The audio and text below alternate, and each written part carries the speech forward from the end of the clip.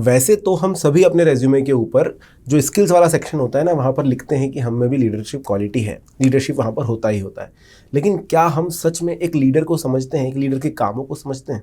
मैं दावे के साथ ये बात कह सकता हूँ कि अगर मैं 100 रैंडम लोगों को उठाकर जिनके रेज्यूमे पर लीडरशिप क्वालिटी लिखा हुआ है, लीडरशिप का काम दे दूँ या टीम लीड बना दूँ, तो उनसे काम ढंग से नहीं हो पाएगा। उसमें से 10-12 लोग ही होंगे गिने चुने जो अच्छे से काम को निभा पाएंगे। उसके लिए भी उन्हें ट्रेनिंग की ज़रूरत होगी।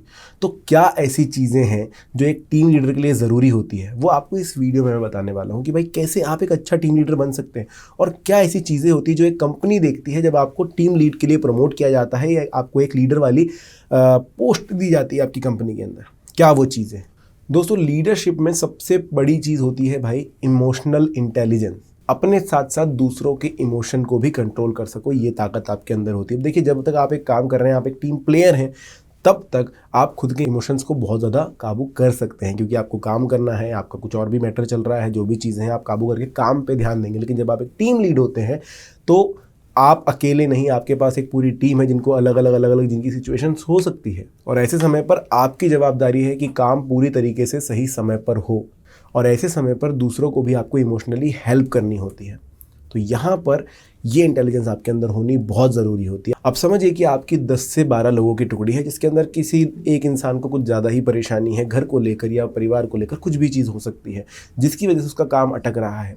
अगर आप होते तो आप अपने काम को प्रायोरिटी देते, लेकिन वो नहीं दे पा रहा है, तो आपको उसे समझाना होगा, उसकी थोड़ी हेल्प करनी होगी, सॉल्यूशंस ढूंढने होंगे। तो ये इंटेलिजेंस आपके अंदर होनी बहुत ज़रूरी है। होता यह है कि जब हम टीम लीड बन जाते हैं तो हम अपने आप को बॉस समझने लगते हैं और हमें लगता है कि बस मैं एक ऑर्डर दूंगा और सामने वाले को ये काम करना होगा, जो कि एक बहुत ही बड़ी गलती होती है। दूसरी चीज़ है कि आप आत्मविश्वासी हों, आपके अंदर सेल्फ कॉन्फिडेंस की कमी नहीं होनी चाहिए और अपने काम में आप पारंगत हो। आत्मविश्वास दोस्तों तब आएगा जब आप अपने काम में दक्ष होंगे, जब आपको आपका काम बहुत अच्छे से समझ में आता है और जब आप एक लीडर की पोजीशन पर पहुंचते हैं। हम हमारे अराउंड देखते हैं कि हमारे जो लीडर होते हैं, जो भी हमारे बॉस होते हैं, हम बोलते हैं यार इनको क्या ही पता है, इनको पता भी है कि क्या प्रॉब्लम्स आ रही हैं हमारे लेवल पर। आपको ये समझना होगा कि वो इंसान इस पोस्ट से निकल करके वहाँ पर गया है, और क्योंकि आप भी एक लीडर बनना चाहते हो तो आपको ये पता होना चाहिए कि आपके काम में पूर्णतः आप जब पारंगत हो जाएंगे तब आप उस पोस्ट के लायक हो जाएंगे। एक लीडर को अपना काम बखूबी आना ज़रूरी है। अगर आपको एक लीडर की पोस्ट पर डाल दिया जाए और वो भी ऐसे काम में जिस काम को आप खुद नहीं जानते हैं, तो आपका डिसीजन मेकिंग बहुत ही बेकार हो जाएगा। आप उस काम को कैसे किया जाए वो समझ नहीं पाएंगे और बेफिजूल का प्रेशर आपकी टीम के ऊपर आएगा, जिन्हें एक्चुअली पता है कि क्या प्रॉब्लम्स आ रही हैं। तो एज अ टीम लीड आपको पता होना चाहिए कि आपका जो काम है उसमें छोटी से छोटी क्या प्रॉब्लम्स आ सकती हैं, बड़ी से बड़ी क्या आ सकती हैं, और कैसे इसको किसी भी प्रॉब्लम को सॉल्व किया जा सकता है। रिपीटेडली जब हम एक ही काम में लगे होते हैं तो हमें उसकी हर एक चीज़ की खामियां पता चल जाती है, जिसकी वजह से जब हम टीम लीड बनते हैं तो हमारी टीम को हम गाइड कर पाते हैं कि किस तरीके से काम किया जाए। आपने बहुत बार देखा होगा कि हमारे बॉस के पास हम ऐसी कोई परेशानी लेकर जाएं जिसको हम एक दिन से, 2 दिन से, हफ्ते भर से सॉल्व करने की कोशिश कर रहे हैं, नहीं हो रही, और बॉस उसे चंद मिनटों में सॉल्व कर देते हैं। ऐसा इसलिए है क्योंकि वो अपने काम में पारंगत है, वो अपने काम को बहुत अच्छे से जानते हैं, इसलिए वो उस जगह पर पहुंचे। तो एक टीम लीडर को अपना काम बहुत अच्छे से आना चाहिए। तीसरी चीज़ है जिम्मेदारी लेना। एक टीम लीडर हर चीज़ की जिम्मेदारी लेता है। अब आप बोलोगे मैं भी अपने काम में हर चीज़ की जिम्मेदारी लेता हूँ, बिल्कुल लेते होगे, लेकिन जो आपने किया है उसकी। क्या आप कभी दूसरे के काम में जो गड़बड़ी हुई है उसकी जिम्मेदारी लेंगे? आप समझिए, जब आप एक लीडर के पोजीशन पर होंगे तो जो आपकी टीम होगी उसमें से किसी भी इंसान ने कोई भी प्रॉब्लम खड़ी कर दी हो या कुछ परेशानी आ गई हो जिसकी वजह से काम डिले हुआ हो या जिसकी वजह से काम अधूरा रह गया हो, जिम्मेदारी एक लीडर को लेनी होती है। और जिम्मेदारी ना लेनी पड़े इसके लिए हमेशा टीम लीडर को तत्पर रहना पड़ता है काम के प्रति। तो जिम्मेदारी लेना ये नहीं होता है कि जब जवाबदेही की बात आ जाए कि भाई ये गड़बड़ हुई है तो आप यहाँ पर कौन लेगा, कौन इसकी भरपाई करेगा। नहीं, शुरुआत में जब आपको कोई चीज़ दी जा रही है, टास्क दिया जा रहा है, तभी आप जिम्मेदार बनते हैं कि मैं इस काम को कंप्लीट करूँगा। वो जिम्मेदारी लेना भी एक चीज़ होती है। अभी हम छोटे छोटे डिसीजन लेने में भी कतराते हैं, स्वयं की लाइफ के भी, और जब करियर की बात आती है वहाँ पर भी आप अपनी कंपनी में भी छोटा सा डिसीजन लेने से पहले 4 बार सोचते हैं कि अगर गलत हो गया है तो क्या होगा, और हम बहुत बार कदम पीछे कर लेते हैं। देखा जाए तो एक टीम लीडर को वहाँ पर जवाबदारी लेनी ही होती है, जिम्मेदारी लेनी ही होती है। तो आपके अंदर ये क्वालिटी है, यानी आप कितनी हिम्मत वहाँ पर दिखा रहे हैं, वो एक बार ज़रूर चेक कीजिए। फिर आता है सही निर्णय लेने की क्षमता। एक लीडर, एक नेता जो नेतृत्व कर रहा है, उसके अंदर सही निर्णय लेने की क्षमता होती है, सही डिसीजन वो ले सकता है। अब आप बोलोगे मैं भी ले लूँगा, डिसीजन लेने में क्या बुराई है। दोस्तों एक बार खुद को आंक कर देखना कि अगर कोई भी छोटी सी चीज़ होती है, क्या हम उसमें निर्णय ले पाते हैं। हम अगर थोड़े भी कंफ्यूज हैं तो हम 50 लोगों से उसकी जानकारी निकालते हैं, हम लोगों से ज्ञान लेने की कोशिश करते हैं कि कैसे इसको ठीक किया जाए, कैसे ये निर्णय लिया जाए, नहीं लिया जाए। लेकिन एक लीडर के पास बहुत कम समय होता है कि एक निर्णय कैसे लिया जाए, और वहाँ पर उन्हें अपनी ये क्वालिटी दिखानी होती है कि एक तो आपने जिम्मेदारी ले ली, हिम्मत दिखा दी और फिर एक डिसीजन ले लिया।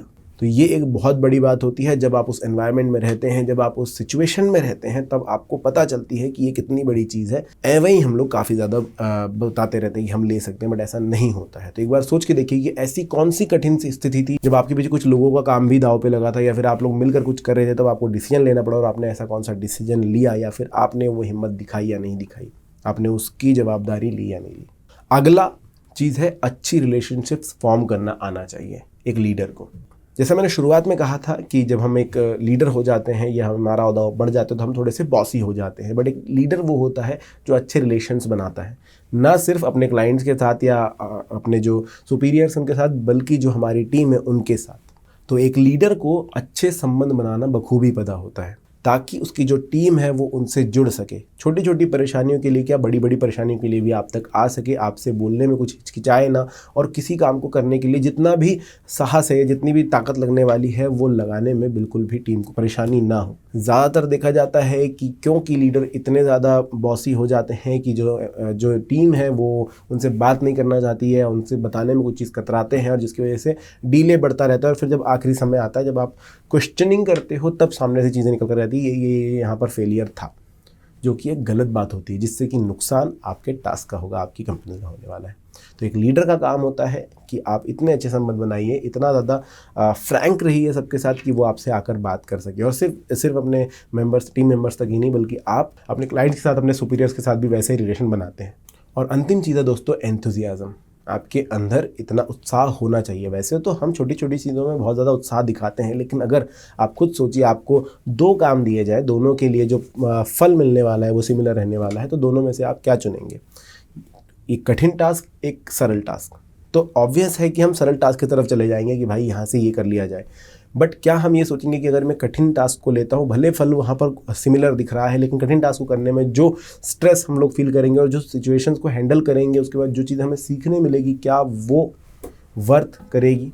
आप कहीं ना कहीं एक लीडर हैं, तो आपको जो है यहाँ पर बहुत ही अच्छा से एक डिसीजन लेना होगा, ताकि आगे चल के आपकी टीम के मेंबर्स को भी एक अच्छी अपॉर्चुनिटीज़ मिल सके। अब देखिए, ये 2 तरीके से होता है। अगर आप ही एंथुसियाज्म नहीं दिखाएंगे तो आपकी टीम भी नहीं दिखाने वाली है, वो फिक्स है, इवन उन तक तो बात ही नहीं पहुँचने वाली। लेकिन अगर आप उत्साह दिखाते हैं कि करना है और मोटिवेटेड रखते हैं सबको, तो वो काम ज़रूर हो जाता है।